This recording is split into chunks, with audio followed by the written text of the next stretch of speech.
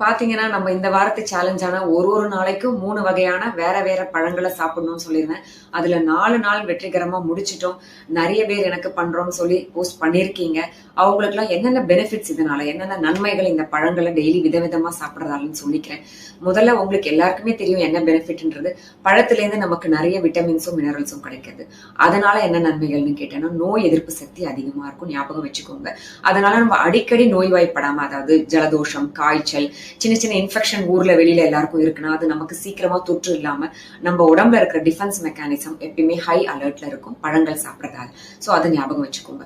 அடுத்தது என்ன நன்மைன்னு கேட்டீங்கன்னா, பச்சையா பழங்கள் சாப்பிடும்போது நிறைய நார் சத்து உடம்புக்குள்ள போகும். நம்ம உடம்புல தங்கி இருக்க தேவையில்லாத கொழுப்பெல்லாம் வெளியில ஏற்றணும்னா இந்த பழத்துல இருக்கிற நார் சத்து உள்ள போனாதான் அதை வெளியில கொண்டு வர முடியுமா, ஞாபகம் வச்சுக்கோங்க.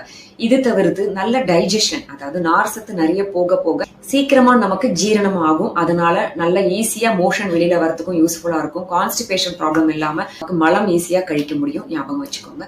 இது தவிர்த்து பொதுவா பாத்தீங்கன்னா நம்ம சருமம் நல்லா பளபளப்பா ஜொலிப்பா இருக்கும். எப்படின்னு கேட்டீங்கன்னா, ஆன்டி ஆக்சிடென்ட்ஸ் ப்ராப்பர்ட்டி, இந்த தோலுக்கு தேவையான கொலாஜன்லாம் செக்ரேட் பண்ணக்கூடிய அந்த ப்ராப்பர்ட்டி நம்ம பழங்கள் சாப்பிடறதன் மூலமா தான் கிடைக்கும் உடம்புக்கு.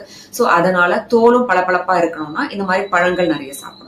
சோ பொதுவாவே விட்டமின்ஸ் மினரல்ஸ் நிறைய கிடைக்கிறதுக்கு உதவும், நம்மளோட நோய் எதிர்ப்பு சக்தி அதிகமாக்குறதுக்கு உதவும், டைஜஷன் அதிகப்படுத்துறதுக்கு உதவும், கான்ஸ்டிபேஷன் இல்லாம நல்ல நார் சத்து மிகுந்த உணவு சாப்பிடும் போது மலம் ஈஸியா வெளியேற முடியும். அது தவிர்த்து தேவையில்லாத கொழுப்பு அகற்ற முடியும்.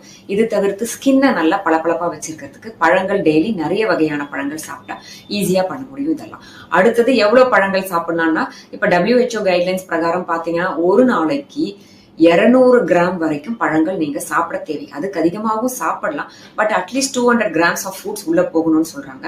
அப்ப எப்படி அதை பிரிச்சு சாப்பிடலாம்னு கேட்டீங்கன்னா, குறைஞ்சது 3 வகையான பழங்கள் கொஞ்சம் கொஞ்சம் சாப்பிடும்போது கட்டாயம் அந்த தோலெல்லாம் நீக்கிட்டு பார்த்தா வெறும் பழம்னு சாப்பிடும்போது 200 கிராம் தான் நம்ம உடம்புக்கு போய் சேரும். இது தவிர்த்து 200 கிராம் காய்கறிகளும் சாப்பிடணும். அது நம்ம அடுத்த சேலஞ்சா பாத்துக்கலாம். சோ 200 கிராம்ஸ் ஃப்ரூட்ஸ் நமக்கு டெய்லி உள்ள போகணும்னா 3 வகையான பழங்கள் உள்ள போகணும். பிளஸ் இவ்வளவு பெனிஃபிட்ஸ் நான் சொல்லியிருக்கேன், ஞாபகம் வச்சுக்கோங்க. பழத்தால என்ன நன்மை கிடைக்க போகுதுன்னு நினைச்சவங்க இதை கேட்டதுக்கு அப்புறமா இனிமே பழம் சாப்பிடணும்ன்ற குறிக்கோளோட ஆரம்பிங்க.